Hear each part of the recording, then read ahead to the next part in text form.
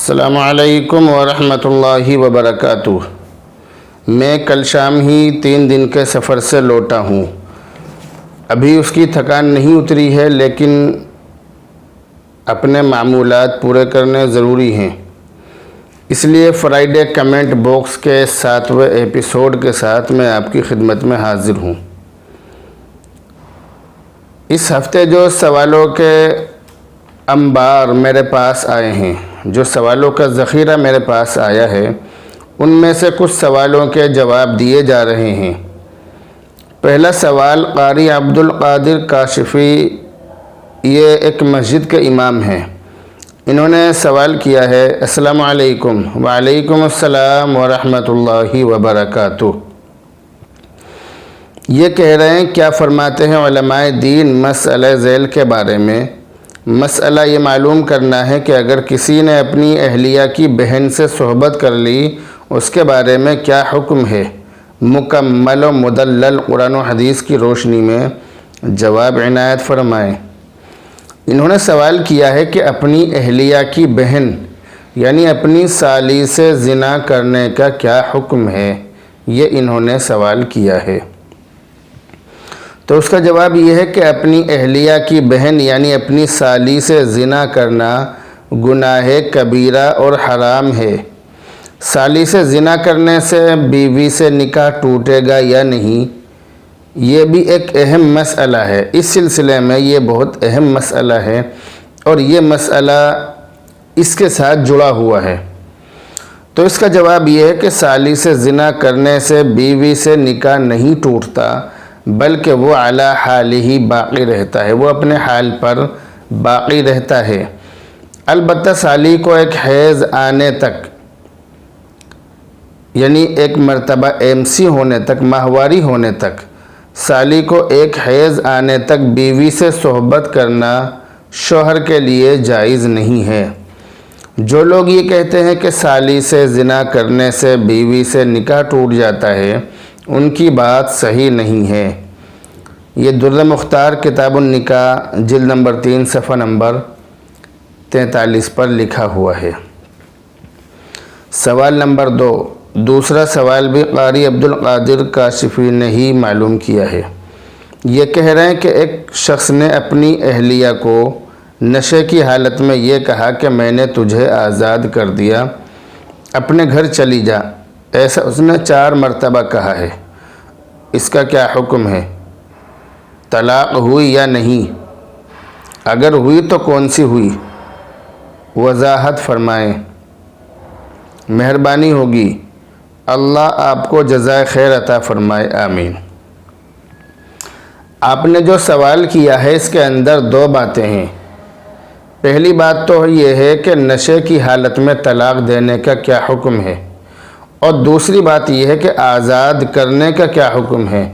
اپنی بیوی کو یہ کہہ دینا کہ میں نے تجھے آزاد کر دیا، اس کا کیا حکم ہے؟ اس سے نکاح ٹوٹے گا یا باقی رہے گا؟ تو اس سلسلے میں پہلا جواب تو یہ ہے، پہلی بات تو یہ ہے کہ نشے کی حالت میں طلاق دینے سے طلاق واقع ہو جاتی ہے، اگرچہ نشے کی مستی کی وجہ سے طلاق دینا یاد نہ ہو تو بھی طلاق ہو جاتی ہے۔ دوسری بات یہ ہے کہ آزاد کر دیا کے جو الفاظ ہیں، یہ ہمارے عرف میں بیوی کے حق میں طلاق صریح کے لیے استعمال کیے جاتے ہیں۔ جب شوہر نے میں نے آزاد کر دیا کا لفظ 4 مرتبہ کہا ہے، تو اس سے بیوی کو طلاق ہو گئی۔ 1 مرتبہ کہنے سے 1 طلاق ہوئی، تو 4 مرتبہ کہنے سے 4 طلاقیں واقع ہو جائیں گی۔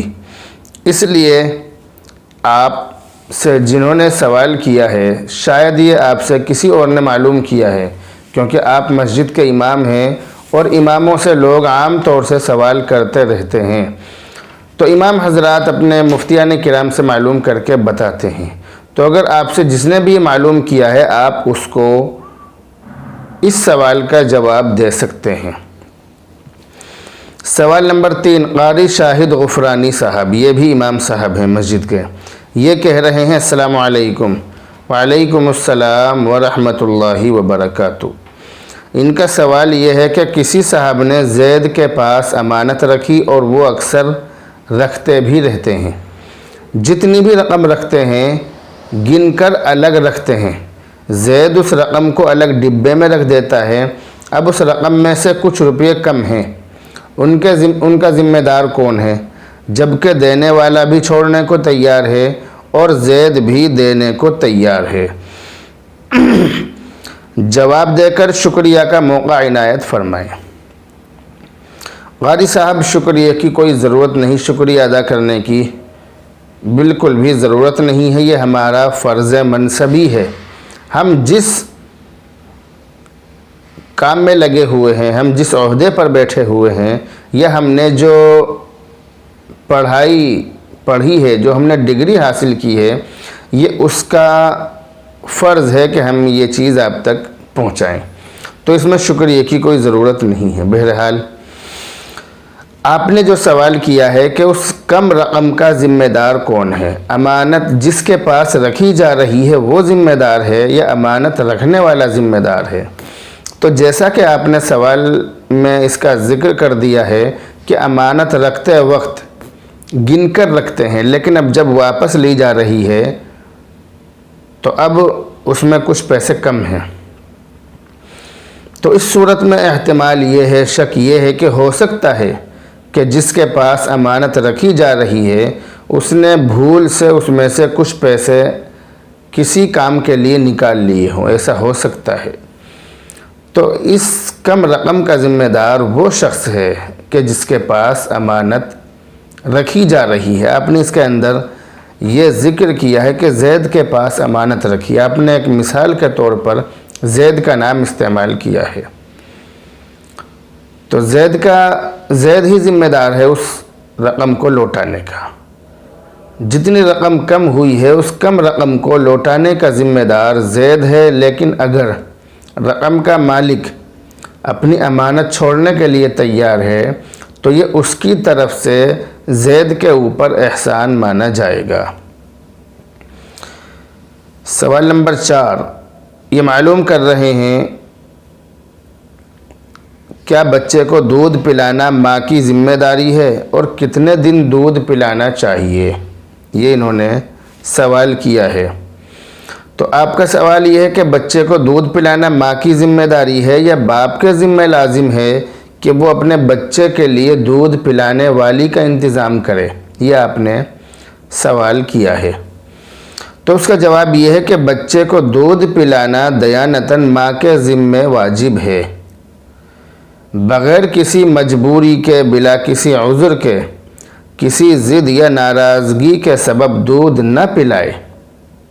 جیسے بہت سی عورتیں ہوتی ہیں کہ بغیر کسی مجبوری کے بچے کو دودھ نہیں پلاتی، ان کے سامنے کوئی دقت نہیں ہوتی، کوئی مجبوری نہیں ہوتی، لیکن وہ پھر بھی بچے کو دودھ نہیں پلاتی ہیں، یا میاں بیوی کی لڑائی ہو گئی یا کسی بات پر ضد کر کے عورت بیٹھ جاتی ہے اور وہ اپنے بچے کو دودھ نہیں پلاتی ہے، تو ایسی صورت میں وہ عورت سخت گناہگار ہوگی، اور دودھ پلانے پر وہ شوہر سے کوئی اجرت وغیرہ اور معاوضے کا مطالبہ بھی نہیں کر سکتی ہے۔ جب تک وہ اس کے نکاح میں ہے کچھ بھی مطالبہ نہیں کر سکتی ہے، کیونکہ وہ اس کا اپنا فرض ہے، عورت کا یہ اپنا فرض ہے کہ وہ اس کو دودھ پلائے۔ دوسرا سوال یہ ہے کہ کتنے دن دودھ پلانا چاہیے، بچے کو دودھ کتنے دن پلانا چاہیے؟ تو اس کا جواب یہ ہے کہ دودھ پلانے کی مدت 2 سال ہے، 2 سال تک دودھ پلائے، بچے کو 2 سال تک دودھ پلایا جائے گا، اس کے بعد دودھ نہیں پلایا جائے گا۔ لیکن اگر بچہ بہت زیادہ کمزور ہے تو بعض آیات قرآنیہ اور احادیث کی بنا پر 30 مہینے یعنی 2.5 سال تک بھی دودھ پلایا جا سکتا ہے، لیکن 2.5 سال پورے ہونے کے بعد بچے کو ماں کا دودھ پلانا بالاتفاق حرام ہے۔ یہ بات معارف القرآن کی جلد نمبر 1 میں سورہ بقرہ کی آیت نمبر 293 کی تفسیر میں لکھی ہوئی ہے۔ بہرحال سوال نمبر 5 یہ شبیر احمد نے سوال کیا ہے۔ یہ کہہ رہے ہیں السلام علیکم۔ وعلیکم السلام ورحمۃ اللہ وبرکاتہ۔ یہ معلوم کر رہے ہیں کہ مفتی صاحب میری والدہ عدت میں بیٹھی ہوئی ہیں۔ ہمارے والد کا انتقال 1 شوال یعنی عید کے دن 2020 کو ہوا تھا۔ میری والدہ کی عدت کب پوری ہوگی؟ میں نے سنا ہے کہ 130 دن عدت ہوتی ہے، صحیح مسئلہ کیا ہے بتلائیے۔ آپ نے سنا ہے کہ 130 دن عدت ہوتی ہے، 130 دن تک عدت کرنی چاہیے، تو صحیح مسئلہ کیا ہے، صحیح بات کیا ہے؟ تو آپ نے جو سنا ہے وہ بھی صحیح سنا ہے، ایسا ہی ہے، لیکن اس کی تھوڑی تفصیل اگر آپ جان لیں گے تو مسئلہ سمجھنا آپ کے لیے آسان ہو جائے گا۔ مسئلہ یہ ہے کہ اگر کسی شخص کا انتقال چاند کی پہلی تاریخ کو ہوا ہو، اگر کسی شخص کا انتقال چاند کی پہلی تاریخ کو ہوا ہو تو پھر اس کی بیوی یعنی جس عورت کے شوہر کا انتقال چاند کی پہلی تاریخ کو ہوا تو وہ عورت 4 مہینے 10 دن عدت گزارے گی۔ مہینہ 29 کا ہو یا 30 کا ہو، اس سے کوئی بحث نہیں ہے، 29 کا ہوگا تو بھی 30 کا ہی وہ شمار کیا جائے گا۔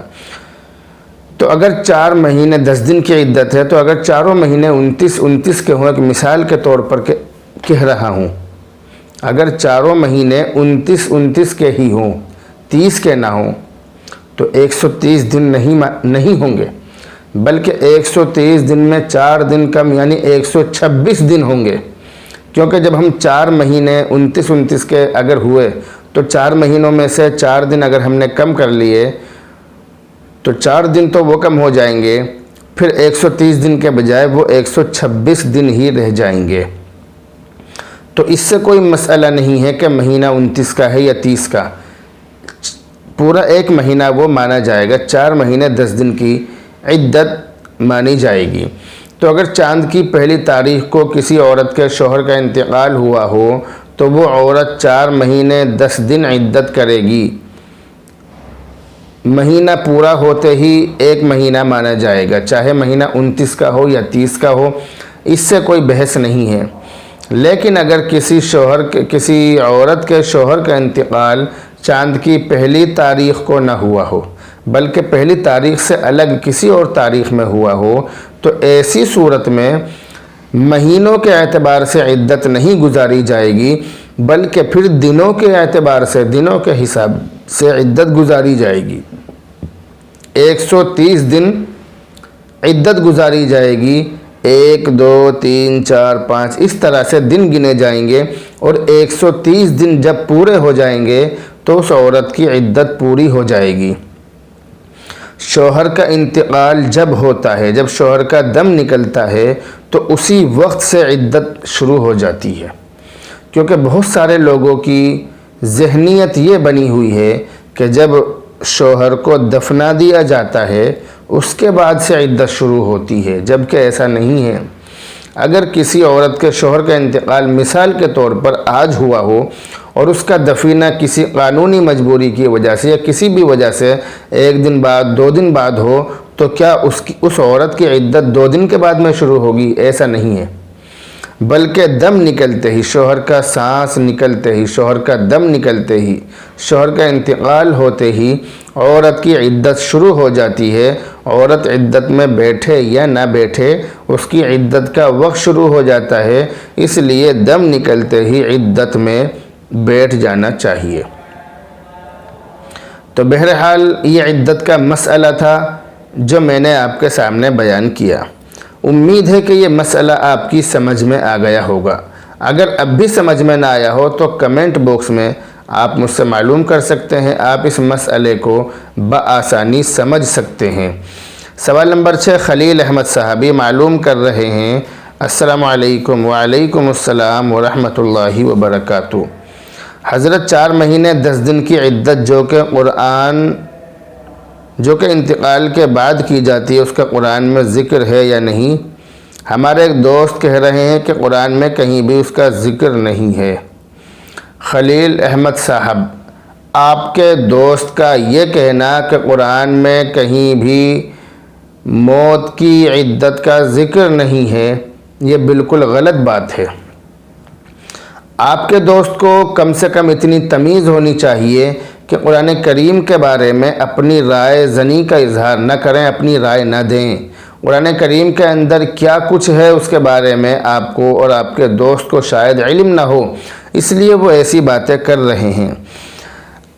آپ قرآن کریم کی سورہ بقرہ کی آیت نمبر 234 میں دیکھ لیجئے، اللہ تعالیٰ کا ارشاد ہے وَالَّذِينَ يُتَوَفَّوْنَ مِنْكُمْ وَيَذَرُونَ أَزْوَاجًا يَتَرَبَّصْنَ بِأَنفُسِهِنَّ أَرْبَعَةَ أَشْهُرٍ وَعَشْرًا۔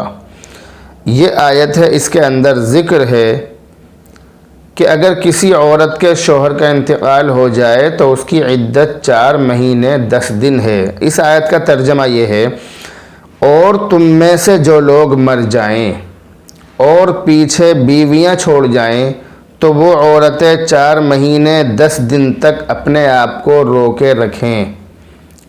یہ صاف طور سے ذکر ہے، قرآن کریم کے اندر صاف طور سے لکھا ہوا ہے کہ موت کی عدت، انتقال کی عدت 4 مہینے 10 دن ہوتی ہے۔ یہ چیز آپ اپنے دوست کو سمجھا دیجئے کہ قرآن کریم کے اندر موت کی عدت کا ذکر ہے۔ سوال نمبر 7، مفتی صاحب مجھے نیند نہیں آتی، پوری رات کروٹیں بدلتا رہتا ہوں، کوئی دعا بتلا دیجئے۔ نیند آنے کی دعا آپ کو مطلوب ہے، آپ کو چاہیے نیند آنے کی دعا۔ تو نیند آنے کے لیے یہ بہت اچھی دعا ہے، قرآن کریم کے اندر بھی یہ لکھی ہوئی ہے، سورہ کہف کے اندر ہے۔ سورہ کہف کے اندر یہ لکھی ہوئی ہے وَتَحْسَبُهُمْ أَيْقَاظًا وَهُمْ رُقُودٌ، یہ لکھی ہوئی ہے، تو آپ کو یہ پڑھنی ہے تَحْسَبُهُمْ أَيْقَاظًا وَهُمْ رُقُودٌ، یہ پڑھیں آپ تَحْسَبُهُمْ أَيْقَاظًا وَهُمْ رُقُودٌ۔ آپ اس کو اپنے بستر پر جب لیٹیں تو باوضو لیٹیں، وضو کر کے لیٹیں اور سیدھی کروٹ پر قبلے کی طرف رخ کرنے کے بعد رخ کر کے لیٹیں اور رخ کرنے کے بعد 7 مرتبہ اس دعا کو پڑھیں، انشاءاللہ بہت اچھی نیند آپ کو آئے گی۔ تو یہ نیند نہ آ رہی ہو تو اس کے لیے بہت اچھی دعا ہے، آپ اس دعا کو پڑھیے۔ یہ تھے اس ہفتے کے بہت سارے سوالوں میں سے کچھ سوالوں کے جواب۔ آپ اپنے سوال ہمیں اسی طرح بھیجتے رہیے، کمنٹ کرتے رہیے، کمنٹ باکس میں معلوم کرتے رہیے، اور جن کے پاس ہمارا واٹس ایپ نمبر ہو وہ واٹس ایپ پر بھی اپنے سوال ہم سے شیئر کر سکتے ہیں۔ امید ہے کہ یہ تمام باتیں آپ کی سمجھ میں آ گئی ہوں گی۔ ہمارے والدین بیمار ہیں، ہمارے رشتہ دار بیمار ہیں، آپ کے بھی رشتہ دار شاید بیمار ہوں گے، اور دنیا کے اندر بہت سارے لوگ بیمار ہیں۔ ان تمام لوگوں کے لیے بھی آپ دعا کرتے رہیں کہ اللہ رب العزت ان تمام لوگوں کو شفا عطا فرمائے، روحانی جسمانی تمام بیماریوں سے اللہ تعالیٰ شفا عطا فرمائے۔ السلام علیکم ورحمۃ اللہ وبرکاتہ۔